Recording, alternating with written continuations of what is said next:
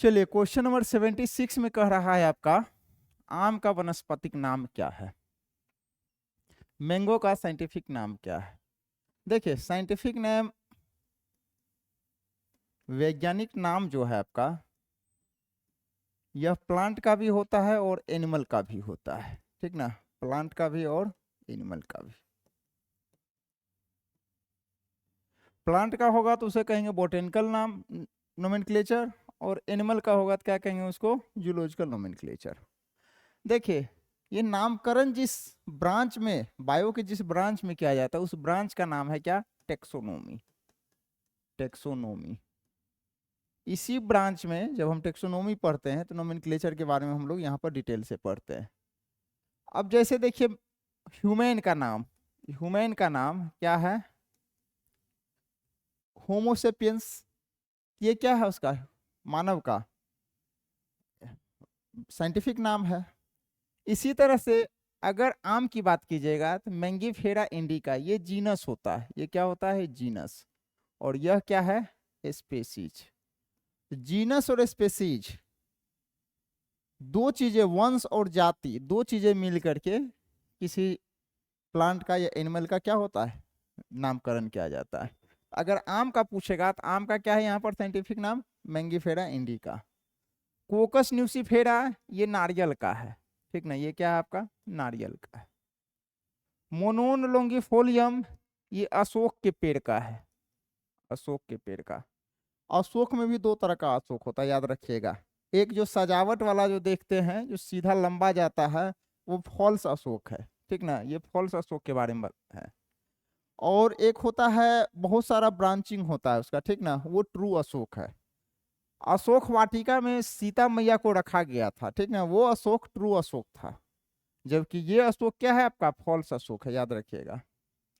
कैसूरीना ये पाइन का है, देवदार जिसे कहते हैं, ये देवदार के साइंटिफिक नाम है, ठीक। तो इस तरह से आपका आंसर क्या हो जाएगा यहाँ पर, मैंगीफेरा इंडिका। कह रहा है ग्लाइकोजेन की एकल इकाई क्या है, यानी ग्लाइकोजेन किस यूनिट से मिलकर बना है। देखिए यहाँ पर दिया है फ्रुक्टोज, ग्लूकोज, गैलेक्टोज और मैनोज। ये सब के सब क्या है आपका, मोनोसेक्राइड है। क्या आपका, मोनोसेक्राइड। कार्बोहाइड्रेट को तीन कैटेगरी में बांटा गया है, मोनोसेक्राइड, डाइसेक्राइड और पॉलीसेक्राइड।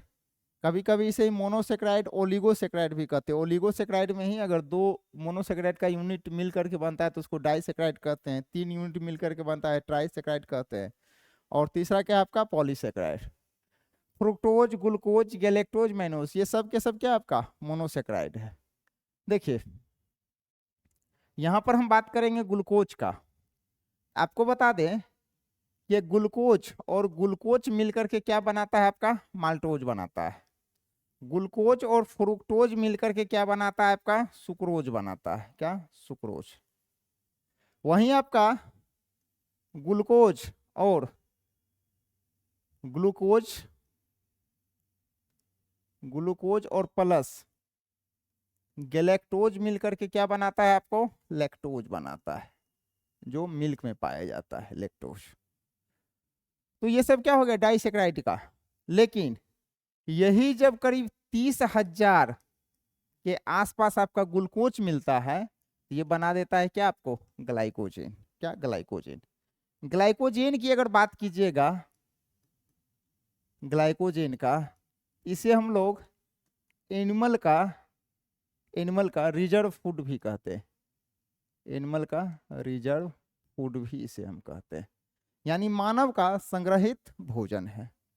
यह स्टोर रहता है कहाँ पर, यह संग्रहित रहता है आपका लीवर में, ठीक ना, लीवर में। जब इसी पे क्या होता है, आयोडीन दीजिएगा तो आयोडीन का टेस्ट करने पर ये रेड ब्राउन कलर का रंग देता है, ठीक ना। तो ये क्या है, ग्लाइकोजेन आपका पॉलीसेक्राइड है, ठीक ना। क्या है, पॉलीसेक्राइड। स्टार्च भी पॉलीसेक्राइड है, स्टार्च का नाम सुने होइएगा। ये क्या है आपका, प्लांट का रिजर्व फूड है। क्या है ये, प्लांट का रिजर्व फूड है, ठीक ना। तो जब आप बायोमोलिक्यूल्स का चैप्टर पढ़ेंगे तो वहां पर आपको कार्बोहाइड्रेट पढ़ना है, कार्बोहाइड्रेट में ये सब चीजें मिलेगी, ठीक ना।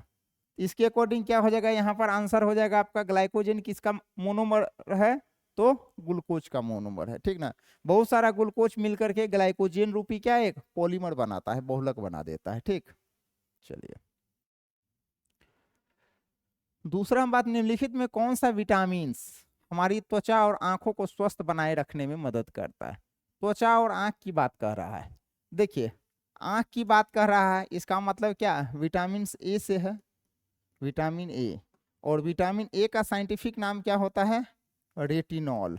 क्या, रेटिनॉल, यानी रेटिना से संबंधित है। अगर विटामिन ए की कमी होगी तो फिर क्या होगा, आंख की रोशनी गायब हो जाएगी, इसे हम लोग क्या कहते हैं, नाइट ब्लाइंडनेस, रतौंधी, नाइट ब्लाइंडनेस, रतौंधी कहते हैं, ठीक ना। आंख में जो रॉड सेल और कोन सेल होता है, तो उसमें क्या करता है, रॉड सेल को ये क्या कर देता है, प्रभावित कर देता है, ठीक ना। तो विटामिन ए इसके अकॉर्डिंग होगा। विटामिन डी क्या होता है, इसका क्या नाम है, कैल्सीफेरॉल, कैल्सीफेरॉल, ठीक ना। विटामिन डी है कैल्सीफेरॉल। हमारे बॉडी में, स्किन में क्या होता है आपका, आवाज जा रही है क्या, हेलो, चलिए। विटामिन डी क्या है, कैल्सीफेरॉल। ये कहाँ से मिलता है, हमें धूप से मिलता है, कहाँ से, धूप से, ठीक ना। विटामिन सी क्या है, इसका साइंटिफिक नाम क्या है आपका, एस्कॉर्बिक एसिड। क्या, एस्कॉर्बिक एसिड, ठीक ना। और ये कहाँ मिलती है, खट्टे फलों में, कहाँ मिलती है, खट्टे फलों में। और अगर विटामिन, यहाँ पर आपको बता दें, विटामिन डी की अगर कमी हो गई तो क्या होगा, रिकेट्स होगा, ऑस्टोमलेशिया की समस्याएं हो जाएगी, ठीक ना, विटामिन डी की कमी से। विटामिन बी की बात करेंगे तो विटामिन बी में टोटल 8 विटामिन होता है, ठीक ना। B1, B2, B3, B5, B6, B7, ठीक, B9, B12, ठीक। तो टोटल 8 तरह का विटामिन होता है। तो यहाँ पर जो पूछ रहा है आपका आंख से संबंधित बात पूछ रहा है, क्या होगा आंसर, विटामिन ए होगा, ठीक ना, आंसर ए हो जाएगा इसका। कह रहा है एक स्थलीय परितंत्र में हमारे हरे पौधे अपनी पत्तियों पर पड़ने वाली सूर्य प्रकाश की ऊर्जा के लगभग कितना प्रतिशत को अवशोषित कर, मात्र 1% को अवशोषित करता है, ठीक ना। 1% को अवशोषित करके, जब आप प्रकाश संश्लेषण की क्रिया पढ़ते होइएगा, प्रकाश संश्लेषण, ठीक ना, इसमें क्या होता है, 6CO2 और प्लस 12H2O मिल करके C6H12O6 ग्लूकोज बनाता है, प्लस 6H2O और प्लस 6CO2 प्लस 6O2 बनाता है, ठीक ना। तो ये प्रकाश संश्लेषण में जो लाइट आती है, यहाँ जो ये सनलाइट आती है, ये सनलाइट, तो जो प्रकाश सूर्य से हमारे धरती पर पहुंच पाती है, उसका मात्र 1% इस्तेमाल कौन करता है, आपका ग्रीन प्लांट। और 1% इस्तेमाल करके ये क्या करता है, आपका प्रकाश संश्लेषण के द्वारा क्या करता है, कार्बोहाइड्रेट का ये निर्माण करता है, ठीक ना। तो ये आपका हो गया प्रकाश संश्लेषण का ये इक्वेशन हो गया, और इसका आंसर क्या हो जाएगा आपका, सी होगा, ठीक। चलिए दूसरा करा है, विटामिन B1 की कमी से कौन सा पोषण संबंधी विकार होता है, जिससे परिधीय तंत्रिकाओं, पेरिफेरल नर्व और क्षय की समस्याएं उत्पन्न होती है। देखिए विटामिन B1 थायमीन कहते हैं, और B1 के कमी से, विटामिन B1 का साइंटिफिक नाम क्या है आपका, थायमीन, और इसके कमी से क्या होता है, बेरी बेरी का रोग होता है, ठीक ना। और इस रोग में क्या होता है, आपका तंत्रिका तंत्र प्रभावित होता है, नर्वस सिस्टम, और साथ ही साथ क्या होता है, हार्ट इससे प्रभावित होता है, हृदय, दोनों चीजें प्रभावित होती है, ठीक। यहाँ पर पूछ रहा है आपका कि विटामिन B1 की कमी से एक पोषण संबंधी बीमारियां होती है, जिसमें क्या होता है, तंत्रिका तंत्र आपका क्या होता है, डैमेज हो जाता है। ये कौन सा है आपका, बेरी बेरी, ठीक ना। बेरी बेरी में क्या होता है, पेरिफेरल नर्व, ठीक ना, आपका क्या होता है, डैमेज होता है, काम करना बंद होता है, हार्ट काम करना बंद कर देता है, हार्ट मसल्स डैमेज हो जाता है। शुष्क पक्ष, शुष्क काक्षीपाक, जीरोप्थेल्मिया। देखिए जीरो मतलब क्या होता है ड्राई, और ऑप्थेल्मिया मतलब क्या होता है आंख। आई ड्राई हो जाता है, क्या होता है आई ड्राई हो जाता है। और ये समस्या होती है किससे, विटामिन ए की कमी से।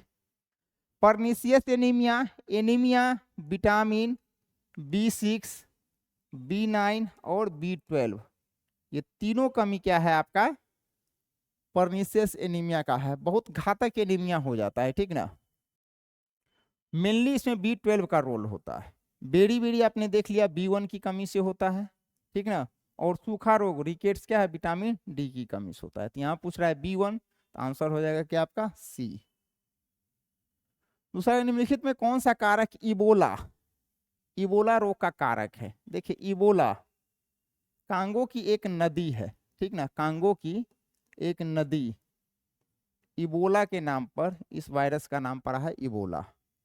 जब इबोला वायरस अटैक करता है चमगादड़ के द्वारा, ये चमगादड़ के द्वारा आपका फैलता है। 1976 में ये रिपोर्ट किया गया था अफ्रीकन कंट्री में। तो इबोला नदी के नाम पर इस वायरस का नाम पड़ा है क्या आपका इबोला। जब यह अटैक करता है उसके बाद क्या होता है, यह HIV से भी ज्यादा खतरनाक होता है। HIV तो 9 महीना 10 महीना साल भर समय भी लेता है, लेकिन ये क्या है मुश्किल 10 से 12 दिन में लोगों को प्रभावित करना शुरू कर देता है। यह क्या एक वायरस है। जब यह वायरस अटैक कर देता है मानव पर, पहले ये क्या फैला, इसका लेकर के एक एविडेंस हालांकि अभी तक क्लियर नहीं हो पाया है, लेकिन लोग मानते हैं, साइंटिस्ट मानते हैं कि यह चमगादड़ से फैला है, ठीक ना। चमगादड़ से सुअर में आया, या फिर चमगादड़ से धीरे धीरे क्या हो गया बंदर में आया, बंदर से फिर मानव में आया, मानव से फिर दूसरे मानव में हो गया। यह जूनोटिक डिजीज है, ठीक ना। तो ये क्या है एक वायरस है। ब्लड क्लॉट हो जाता है, नर्वस सिस्टम काम करना बंद कर देता है, हार्ट अटैक हार्ट को इफेक्ट करता है, लीवर डैमेज कर देता है, किडनी डैमेज कर देता है, यानी ब्लीडिंग होना शुरू हो जाता है, इंटरनल ब्लीडिंग, बहुत तरह की समस्याएं आती है, सिर दर्द होता है, चक्कर आना शुरू हो जाता है, वोमिटिंग होते रहता है, फीवर आ जाता है। तो यह क्या है इबोला क्या है एक वायरस है, ठीक ना। कवक नहीं है, बैक्टीरिया नहीं है, प्रोटोजोआ नहीं है। कह रहा है विशेष रूप से निर्मित पोखर और तालाब में मत्स्य पालन, मत्स्य पालन क्या कहलाता है आपका पीसी कल्चर। क्या पीसी कल्चर, पीसी कल्चर को हम लोग क्या कहते हैं मत्स्य पालन। हॉर्टिकल्चर उद्यान कृषि है, बागवानी, ये क्या आपका बागवानी, फल लगाना, फल फूल या कोई मेडिसिनल प्लांट वगैरह लगाते हैं, मेडिसिनल प्लांट, तो ये सब क्या हो गया आपका बागवानी में आ जाता है। विटीकल्चर, इसमें क्या होता है अंगूर का, अंगूर का उत्पादन करते हैं। सेरिकल्चर जान ही रहे हैं क्या, रेशम का, सब दिया हुआ है। तो ये इसका आंसर क्या हो जाएगा आपका सी हो जाएगा। कर स्तनधारियों में यकृत में निम्नलिखित में से कौन सी कोशिकाएं पाई जाती है। देखिए ये कोशिकाएं, ये कोशिकाएं और ये तीनों के तीनों क्या है आपका नर्वस सिस्टम से रिलेटेड है। कहाँ nervous system, nervous system brain से रिलेटेड है। लेकिन आपका ये कोशिका की बात कीजिएगा तो ये कोशिका कहाँ पाई जाती है लीवर में, ये लीवर में फैगोसिटिक नेचर का होता है। अगर बैक्टीरिया वायरस अगर आपके बॉडी में अटैक किया तो ये क्या करता है उसको खा करके खत्म कर देता है। साथ ही साथ ये क्या करता है जो डेड आरबीसी होता है, डेड आरबीसी उसको क्या कर जाता है खा जाता है, ठीक ना, इनगल्फ कर जाता है, इसलिए फैगोसिटिक नेचर का होता है। ये आपका कफर सेल होता है और ये कहाँ पाया जाता है लीवर में पाया जाता है। दूसरा क्वेश्चन, मूत्र में पीले रंग के लिए निम्नलिखित में से कौन सा रसायन जिम्मेदार है। मूत्र में पीले रंग के लिए क्या है आपका यूरोबिलिन है, ठीक ना, ये तो कॉमन क्वेश्चन है। दांतों में इनामेल में कैल्शियम फॉस्फेट, कैल्शियम फॉस्फेट का स्वभाव है। देखिए कैल्शियम ये क्या है एक साल्ट है, ये है आपका साल्ट। देखा जाए तो ये क्षारीय नेचर का होता है। अब कैसे होता है देखिए, कैल्शियम आया है कैल्शियम हाइड्रोक्साइड से, कैल्शियम हाइड्रोक्साइड से, और यह क्या है एक स्ट्रॉन्ग बेस है। और यहीं पर फॉस्फेट जो आया है फॉस्फेरिक एसिड से H3PO4, और ये क्या है आपका वीक एसिड है, ठीक ना। स्ट्रॉन्ग बेस के वजह से इसे हम लोग क्या कहते हैं ये क्षारीय नेचर का है, ठीक। निम्नलिखित में से कौन सा भौतिक परिवर्तन नहीं है? देखिए भौतिक परिवर्तन यह होता है जैसे उबलना हो गया, ठीक ना, मेल्ट होना हो गया, ये सब क्या आपका भौतिक परिवर्तन में आता है। टुकड़े में टूटना हो गया। लेकिन वहीं पर अगर जलाने की बात कीजिएगा, ठीक ना, सड़ाने की बात कीजिएगा, ये सब क्या हो जाएगा आपका केमिकल रिएक्शन है। भौतिक परिवर्तन क्या है, इसे फिर से आप, जैसे पानी है, पानी को उबाल के वाष्प बना दिए, फिर वाष्प को क्या कर सकते हैं, ठंडा करके कंडेंस करके आप पानी बना सकते हैं। यानी उसे फिर से दोबारा प्राप्त किया जा सकता है, दोबारा प्राप्त किया जा सकता है। इस तरह का जो परिवर्तन होता है, इस तरह का परिवर्तन क्या कहलाता है आपका भौतिक परिवर्तन, फिजिकल चेंजेस। लेकिन ऐसा परिवर्तन जिसे आप दोबारा प्राप्त नहीं कर सकते, अगर कोई चीज जल गया, मान लीजिए क्या है आपके घर में एलपीजी है, जलने के बाद क्या है ऊष्मा देता है, गायब हो गया, फिर से तो आप उसे पा नहीं सकते हैं, उसका स्ट्रक्चरल फॉर्म क्या है पूरी तरह से चेंज हो गया। लेकिन इसमें ऐसा नहीं है, इसके आप क्या कर सकते हैं, दोबारा इसको आप प्राप्त कर सकते हैं। ये भी फिजिकल का है, भौतिक परिवर्तन का एग्जाम्पल है, ये भी है और ये भी है। लेकिन यह क्या है आपका केमिकल का है, ठीक ना, केमिकल रिएक्शन का है ये। जैसे एलपीजी क्या होगा, एलपीजी जलेगा, दहन होगा, तो उसे आप दोबारा तो प्राप्त नहीं कर सकते हैं। कह रहा है सिरका एक घोल है, सिरका जिसे हम लोग क्या कहते हैं विनेगार कहते हैं, क्या कहते हैं विनेगार। विनेगार की अगर बात किया जाए तो पानी में एसिटिक एसिड का ये 5 से 8% एसिटिक एसिड को अगर मिला दीजिएगा तो वही क्या बन जाएगा आपका विनेगार बन जाएगा, विनेगार। इसे जनरली अचार वगैरह को क्या प्रिजर्वेशन के रूप में हम यूज करते हैं, सॉस वगैरह में ये डाला रहता है, जल्दी खराब नहीं होता है, ठीक ना। इसका आंसर क्या हो जाएगा, पानी में 5 से 8% एसिटिक एसिड। दूसरा कह रहा है एक्वारेजिया, इसे हम लोग क्या अम्लराज भी कहते हैं, क्या अम्लराज भी कहा जाता है, अम्लों का राजा है। इसमें आपका HCl और HNO3 दोनों को मिला दीजिएगा, ये बन जाएगा आपका एक्वारेजिया। और HCl का जो कंसंट्रेशन और HNO3 का जो कंसंट्रेशन का रेशियो देखा गया है तो 3:1 है, ठीक ना। इसे सोना प्लेटिनम के शुद्धिकरण के लिए, सोना इस सबको साफ वगैरह करने के लिए इसका इस्तेमाल किया जाता है अम्लराज का, ठीक ना। तो आंसर क्या हो जाएगा आपका सी। कह रहा है सोडियम का रासायनिक चिन्ह क्या है, सोडियम का रासायनिक चिन्ह नेट्रियम, ये है, नेट्रियम शब्द से बना है, और नेट्रियम का मतलब क्या होता है सोडा, ठीक ना। तो सोडियम का सिंबल जो है आपका Na है। लोहे से बनी किसी वस्तु में जंग लगना क्या कहलाए, देखिए लोहा में अगर जंग लग रहा है तो लोहा को डैमेज करता है, वह क्या हो गया संक्षारण हो गया, डैमेज हो रहा है संक्षारण हो गया। कह रहा है जंग लगना, ये क्या है भौतिक परिवर्तन नहीं है, ठीक है, ये क्या है आपका रासायनिक परिवर्तन है। रासायनिक परिवर्तन में क्या होता है अलग अलग चीजों में, ठीक ना, जैसे आयरन है, आयरन आपका ऑक्सीजन से रिएक्ट कर रहा है, क्या हो रहा है Fe2O3 बन रहा है, हाइड्रेटेड फॉर्म में आ रहा है, ठीक ना। ये हाइड्रेटेड अभी यहाँ पर कुछ भी आ सकता है, जितना मॉइस्चर होगा उसको उसके अकॉर्डिंग आप यहाँ पर दे सकते हैं। अब देखिए ये क्या है संक्षारण है, और क्या है ये रासायनिक परिवर्तन। रासायनिक परिवर्तन क्या होता है दो चीजें मिल करके कोई तीसरा अलग चीजें बनाता है, ठीक। तो ये क्या हो गया आपका संक्षारण और रासायनिक परिवर्तन का उदाहरण, या भौतिक परिवर्तन का उदाहरण नहीं है। जंग लगना हमेशा याद रखिएगा, यह क्या है एक रासायनिक परिवर्तन है। कह रहा है मेंडलीव के आवर्त नियम के अनुसार तत्वों का आवर्त सारणी में किस क्रम में व्यवस्थित किया गया है, तत्वों को आवर्त सारणी में उसके परमाणु द्रव्यमान में वृद्धि के आधार पर किया गया है। फिर जब मॉडर्न आया है, मॉडर्न पीरियोडिक टेबल, तो मोसले साहब ने जब एक्सपेरिमेंट किए हैं, मोसले एक्सपेरिमेंट, तब जाकर के इन्होंने एटॉमिक नंबर के आधार पर, एटॉमिक नंबर यानी परमाणु संख्या के आधार पर इन्होंने क्या किया पूरे एलिमेंट को इन्होंने अरेंज किया।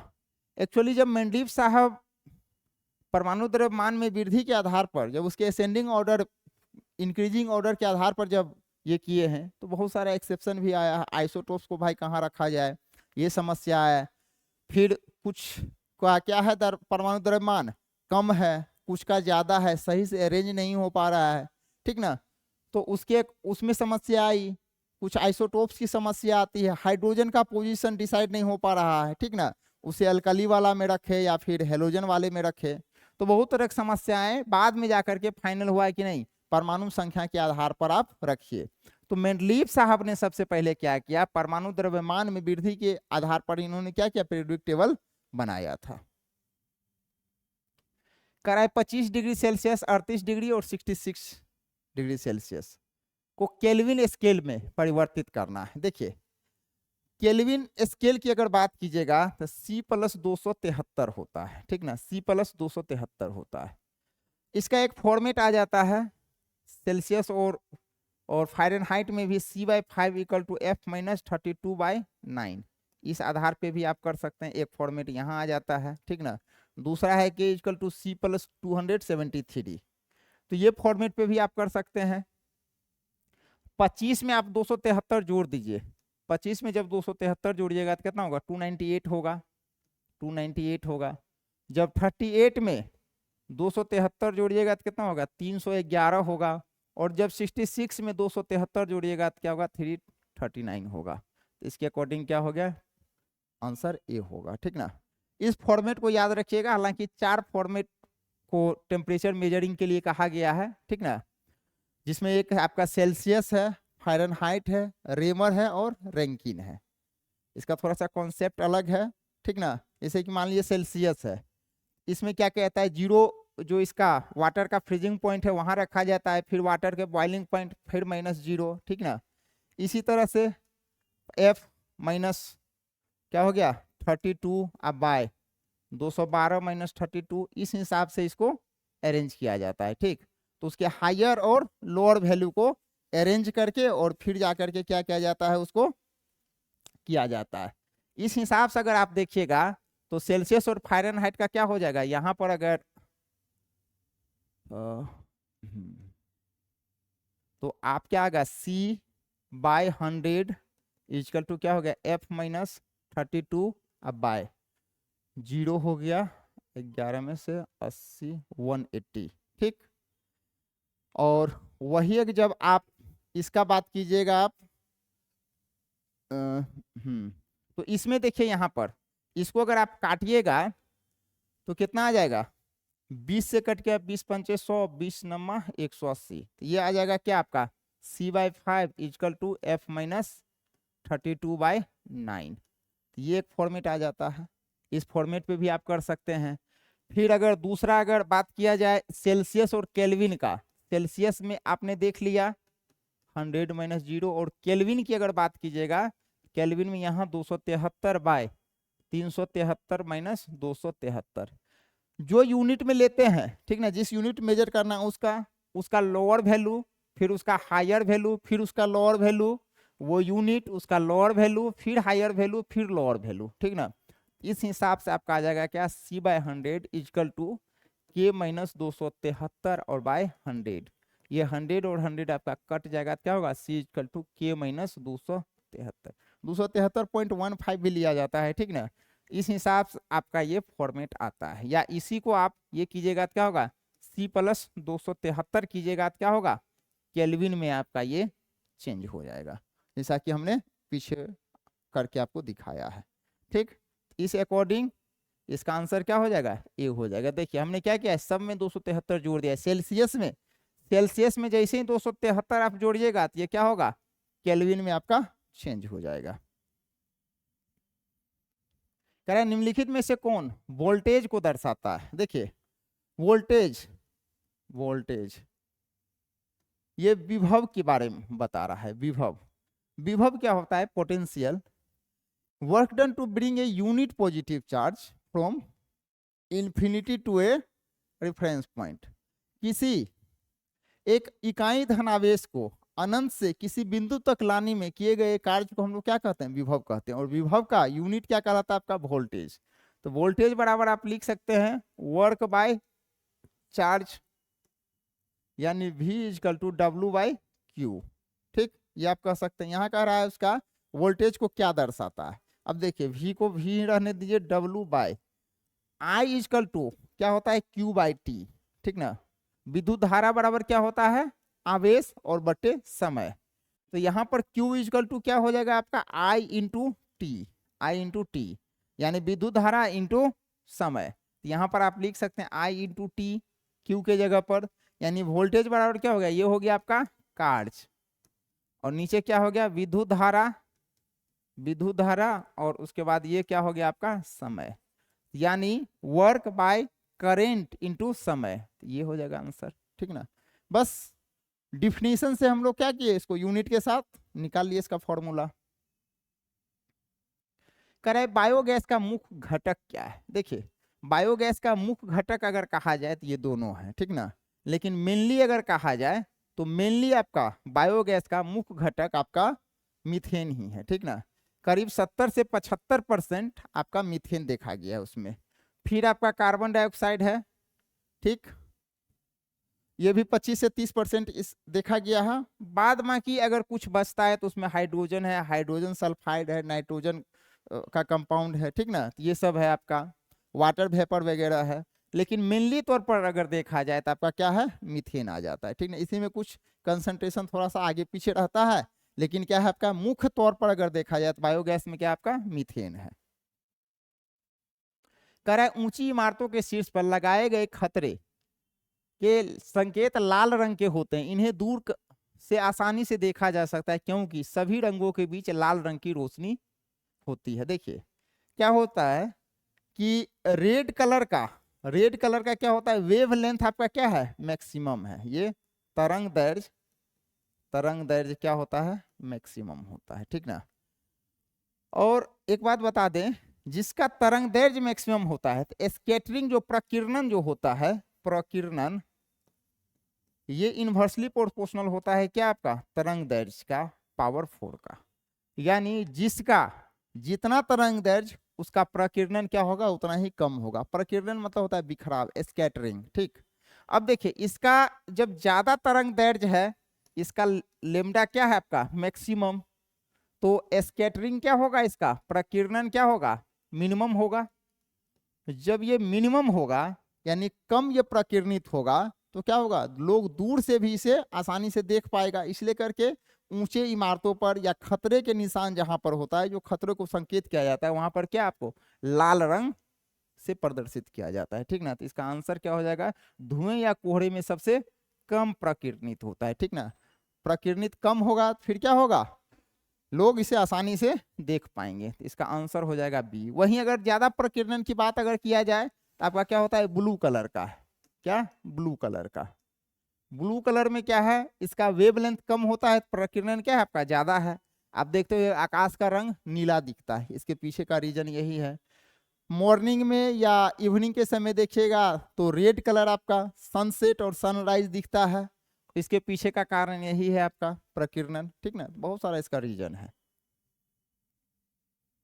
चलिए, करा निम्नलिखित में से किसमें अनंत पर रखी वस्तु का प्रतिबिंब अत्यधिक छोटा तथा बिंदु आकार का बनता है। अत्यधिक छोटा, देखिए अनंत पर अगर इनफाइनाइट पर अगर आप ऑब्जेक्ट रखिएगा, ऑब्जेक्ट अगर इनफाइनाइट पर रखिएगा तो उसका इमेज कहाँ बनेगा, एट एफ, फोकस पर बनेगा, फोकस पर बनेगा, ठीक ना, फोकस बिंदु पर बनेगा। और कह रहा है यहाँ पर अवतल दर्पण दिया है आपका, उत्तल दर्पण दिया है, उत्तल लेंस दिया है, और अवतल दर्पण, उत्तल दर्पण, उत्तल लेंस और अवतल लेंस और उत्तल लेंस। देखिए चाहे आप अवतल दर्पण पर रखिए, उत्तल दर्पण पर रखिए, अवतल लेंस पर रखिए या उत्तल लेंस पर रखिए, चारों स्थिति में अगर आप ऑब्जेक्ट को इनफाइनाइट पे रखिएगा तो फोकस पर उसका काफी छोटा इमेज बनेगा। जैसे अवतल दर्पण में रखिएगा क्या होगा, उल्टा बनेगा, वास्तविक बनेगा, ठीक ना, लेकिन क्या आपको छोटा ही बनेगा। यहां पर रखिएगा उत्तल दर्पण में क्या होगा, सीधा बनेगा, सीधा बनेगा, काल्पनिक बनेगा, ठीक ना, ये होगा।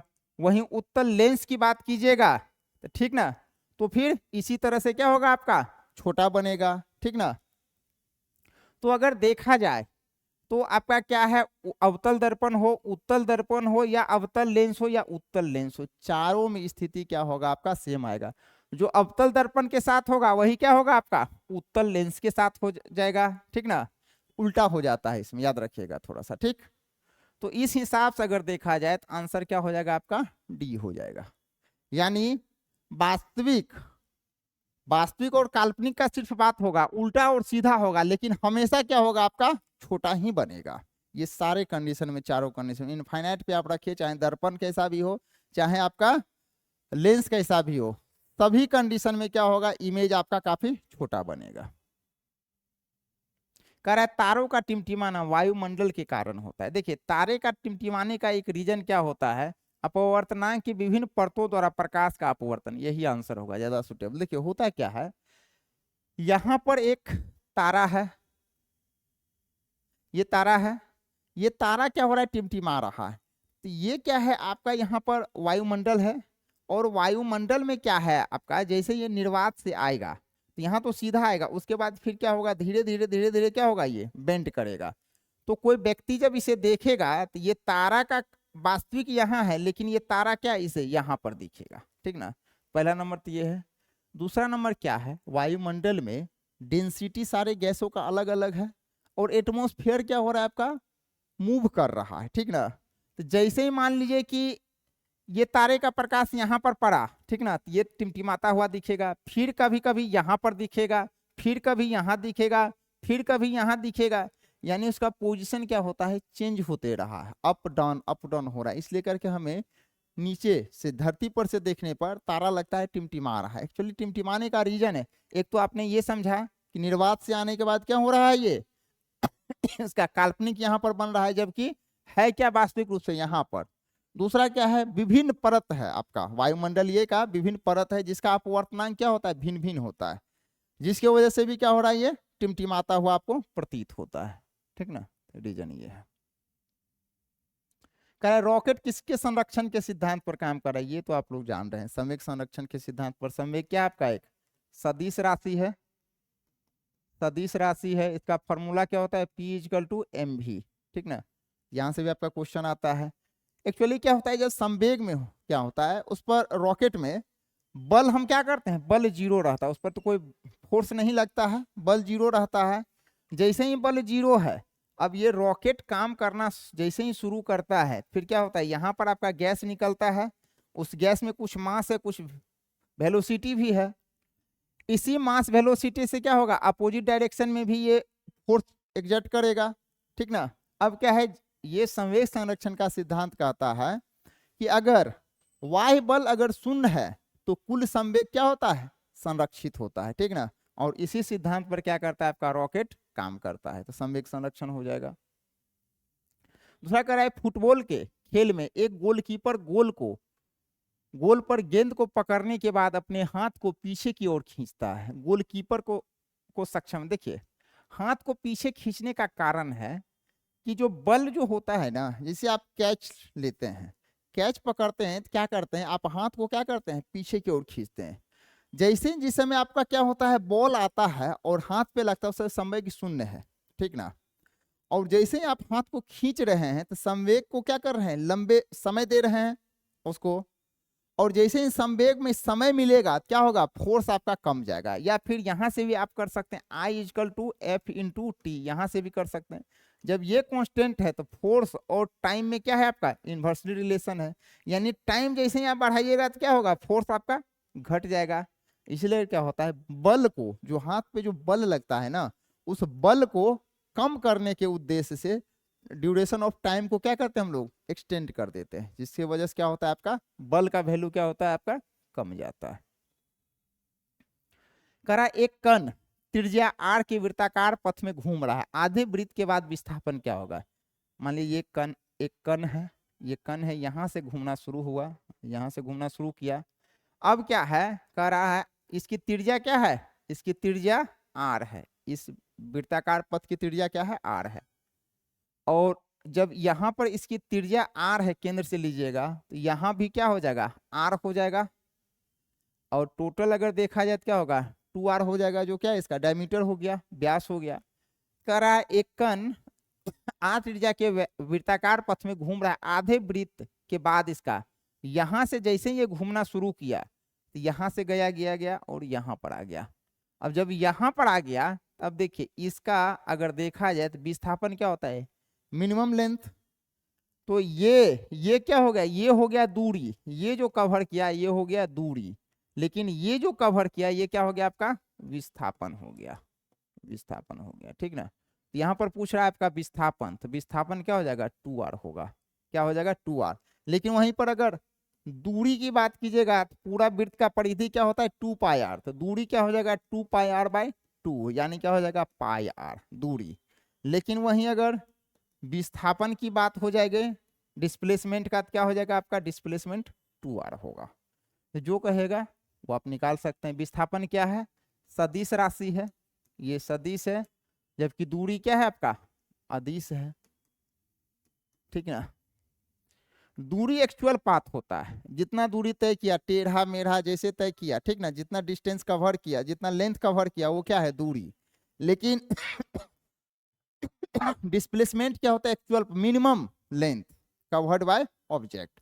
तो मिनिमम लेंथ यहाँ देखिए, यहाँ से यहाँ अगर आपका जाइएगा क्या होगा मैक्सिमम लेंथ हो जाएगा, लेकिन यहाँ से यहाँ जाइए क्या होगा शॉर्टेस्ट लेंथ हो गया, और यही शॉर्टेस्ट लेंथ क्या कहलाता है डिस्प्लेसमेंट। इसका डिस्प्लेसमेंट क्या हो जाएगा 2r हो जाएगा। तो आंसर आप दे सकते हैं 2r, ठीक।